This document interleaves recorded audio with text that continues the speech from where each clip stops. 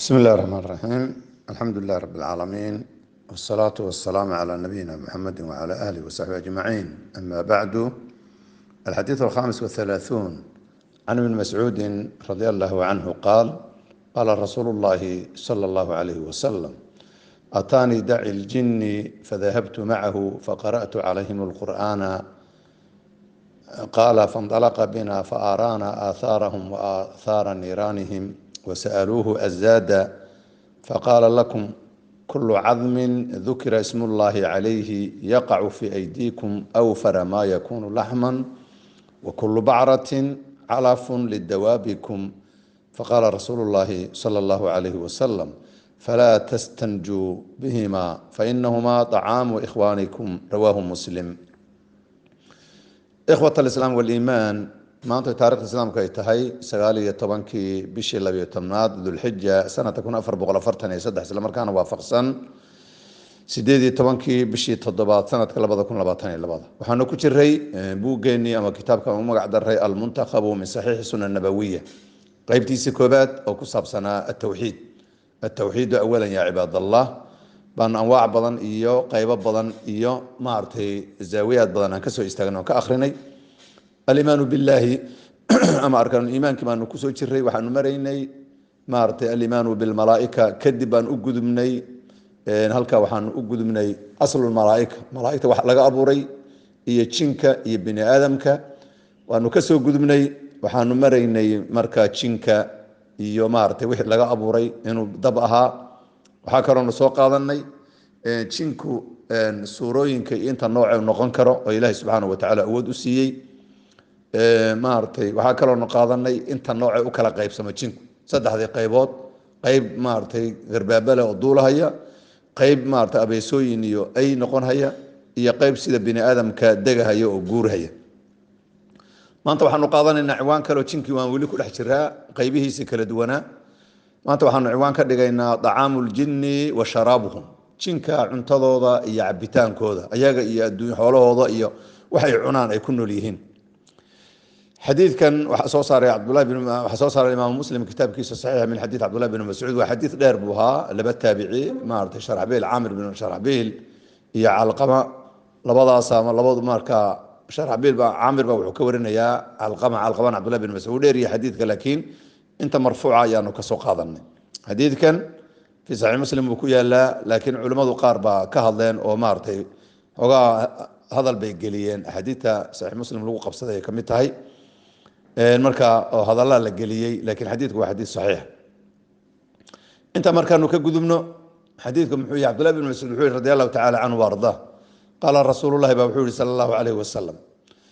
atani waxa yimid daaci jinni, jinka ninkii daaciga ahaa ayaa iyo jin daaci ayaa yimid oo mu'mina wad jinku inuu maartay gaalo iyo muslimiin ay kala leeyihiin mu'miniin baa xadiidkan laga qaadanaya. atani waxa yimid daaci jinni maartay nin daaci oo jinniya yimid fadhahabtu ma'ahu, asaga ayaan marka raacay faqara'tu alayhim alqur'ana, quraanka baan ku dul akhriyay jinkii muslimiinta ah.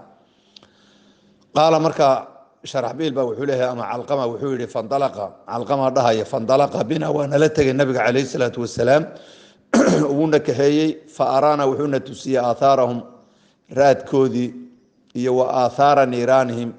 iyo dabkay shiteen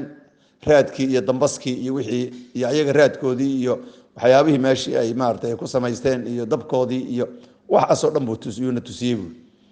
wasaaluhu waxay mahal shaahidkan wasaaluhu waxay nabiga weydiisteen azada, zaad iyo cunto iyo wax la cunay nabiga weydiisteen. faqala nabi wuxuu yiri: lakum hayni hada kullu admin, laf kaste oo dhukira lagu sheegay ismullaahi calayhi, magaca ilaahay lagu xusay, neef kasta oo la gowraco, laf kasta oo neefkeedii la gowrac maarta lagu sameeyay bisanka ilaahay lagu maarta loo qabtay, taasoo yaqacu dhacaysa fi aydiikum gacmihiina soo gasha, waxa idinku ahaaday awfara ma shaykan ugu waafisan yakuunu ahaada laxman hilibka ugu weyn baa idinku ahaaday. wa kullu bacratin, saala kaste oo xayawaanku uu dhigo, calaf iyo raashin bay u tahay iyo quud lidawaabikum xoolihiina. فقال رسول الله وحده صلى الله عليه وسلم: فلا تستنجوا أكو استيسنا بني آدم تين بهما لبضاضاس لفتا إيو دقاضا nijaasadaha iskaga tirina fa innahumaa labadoodaas dacaamu ikhwaanikum walaaladiina jinka cuntadoodii weeyaan rawaahu muslim baa xadiidkaa soo saaray إخوة الإسلام والإيمان حديث كان حديث عظيم وي فوائد آدي آد أبضن بو حديث كلها كو عنو كقاضنينا حديث كان إنه نبي عليه الصلاة والسلام إنسي جن بإن الله صدري لبضوا الرسول وها عاكلون كقاضنينا جنكو قار نبي الرمية أو مسلمين مؤمنين يقار كو قالوا بيو ديدي لبضوا بإن الجيران هيا كان داعي النبي ويمد أو راعي كدمنا القرآن وكسو آخرين المؤمنين جن أي هاير waxaa kaloon ka qaadanaynaa jinka cuntada iyo baadka ay cunaan iyaga iyo xoolahoodu inuu yahay jinku lafaha xoolaha bini aadamku uu qasho magaca ilaahay lagu xuso lafahooda ilaahay subxaanahu watacaala ayaa maaragtay raashin ooga dhigay oo hilib u saaraya xoolahoodana xoolaheenna digadooda iyo xaarkooda ayaa maaragtay calaf u noqonaysa waxaa kaloo xadiidka ka qaadanaynaa xikmadda loo diiday inay kuwa nijaasada layskaga tiro lafaha iyo digada iyo saalada xoolaha in nijaasa la isaga tiraas xikmadda loo diiday waxa weeyaan jinka baadkoodii wey xadiidkan qiso dheer ayuu lahaa qisadiisaasna waa qiso aad maaragtay u ballaaran wuxuu leeyahay calqama ibn abi waqaas wuxuu leeyahay ama cabdullahi bin mascuud buu ka warinaya cabdullahi bin mascuud wuxuu leeyahay nabiga calayhi salaatu wasalaam habeenaa kamiduu naga tegey waanu weynay dhinac kastaanu ka raadinay ilaa markii dambe markaanu weyna aan nidhay waa la iqtiyaalay oo waa la dilay ama waa lala tegey habeenkii waxaanu barinay buu yidhi annagoo maaragtay sharu leylatin ay tahay baanu barinay habeen aad iyo aad noogu liita waaga markuu beriyey baan nabiga calayhi salaatu wasalaam aragnay nabiga baan u sheegnay xalay wixiina qabsaday markaasuu nabigu u warramay wuxuu yidhi waxaa ii yimid daaci ljinni baa yimid jinkii nin daaci ah oo mu'mina ii yimid waan raacay jinkii kaluu ii geeyey qur-aankii baan ku dul akhriyey kadib baa taabicigii baa wuxuu yidhi calqama wuxuu maarata maxaan jeedaa saxaabigii cabdullahi bin mascuud baa wuxuu yidhi waana kaxeeyey nabigu markuu saa u warramay haddana kaxeeyey markaasuu wuxuuna geeyey una tusiyey raadkoodii iyo meeshay baryeen maarata ay deganaayeen raadkoodii buu na tusay aahaartoodii iyo raadadkoodii waxoodii iyo dabkay shiteen iyo maaragtay raadkiisii buu na tusay wayna weydiisteen zaad bay nabiga weydiisteen cunto iyo wax ay cunaan wax hal mar ama cuntadooda joogtada nabiga weydiisteen nabigu markaa wuxuu ku yidhi laf kasta oo magaca ilaahay lagu xuso oo gacantiina soo gasha hilibka ugu weynaan badan baad ka helaysan yaad idinku sugnaaday ee cuna wey diga kasta oo xoolaha ay bini aadamku dhaqdaan ay xaaraanna xoolihiina ayay cunto u tahay min huna buu nabigu wuxuu yidhi calayhi salaatu wasalaam nijaasada ha iskaga tirina lafaha iyo digada maxaa yeelay walaaladiina jinka oo muminiinta awey ay markaa cunto ay u yihiin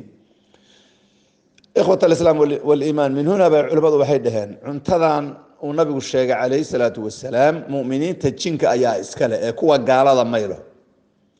waxay dhaheen culimmadu jinkaas cuntada uu nabigu yidhi laf kaste oo magaca ilaahay lagu xuso oo gacantiina soo gashaale idan laf kastoo magaca ilaahay aan lagu xusin kuwa gaalada alaadi yaa culimmadu dheheen kuwii magaca ilaahay lagu xusana muminiinta ayaa iskale oo risqi u yahay lafaha magaca ilaahay lagu xuso neefkooda ay ku yaaleen markii la gowracayey wixii aan magaca ilaahay lagu xusinna kuwa gaalada ayaa iskale marka dacaamkan iyo sifada nabigu uu sameeyey muminiinta jinka ayaa iskale ama gaaladu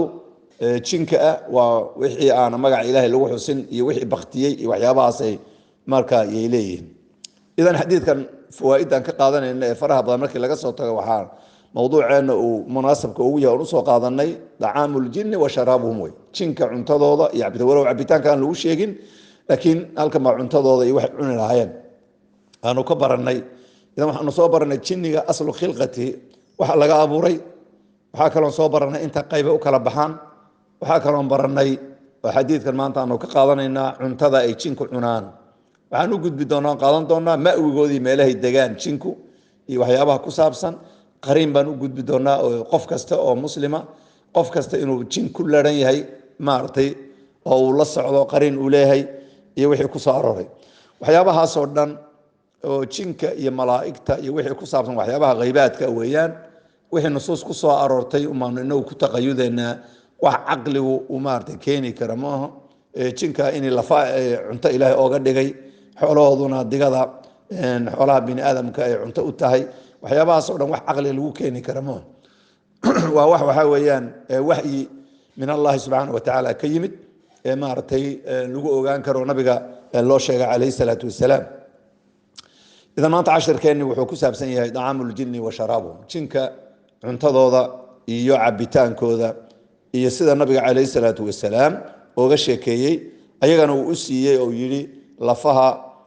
xoolaha magaca ilaahay maaragtay lagu xuso lagu gowraco lafahoodaan hilib maaragtay aan idiin saaray maaragtay ilaahay subxaana wa tacaala uu hilib ooga dhigay xoolihiinana xoolaha bini aadamka digadooda ayaa calaf u ay cunto saa darteedna nabigu u diiday in maaragtay nijaasada iyo wixii ku saabsan laysaga tiro ilahi subxaana wa tacala waxaan weydiisanaynaa biasmaa alxusna wa sifaati alculaa inuu xaqana tuso nuguna irsaaqa xaqa raacitaankiisa hal mar baan xadiidka lafdigiisa ku celinhayaa alxadiid alkhamis والثلاثون can ibni mascuudin radi allahu canhu qaal qaala rasuulu llahi sala allahu calayhi wasalam ataanii daaci ljini fadahabtu macahu faqara'tu calayhim alqur'ana qaala faاndalaqa bina faaraana aathaarahum وآثار نيرانهم وسألوه أزاد فقال لكم كل عظم ذكر اسم الله عليه يقع في أيديكم أوفر ما يكون لحما وكل بعرة علف لدوابكم فقال رسول الله صلى الله عليه وسلم فلا تستنجوا بهما فإنهما طعام إخوانكم رواه مسلم هذا وصلى الله على نبينا محمد وعلى آله وصحبه أجمعين والسلام عليكم ورحمة الله وبركاته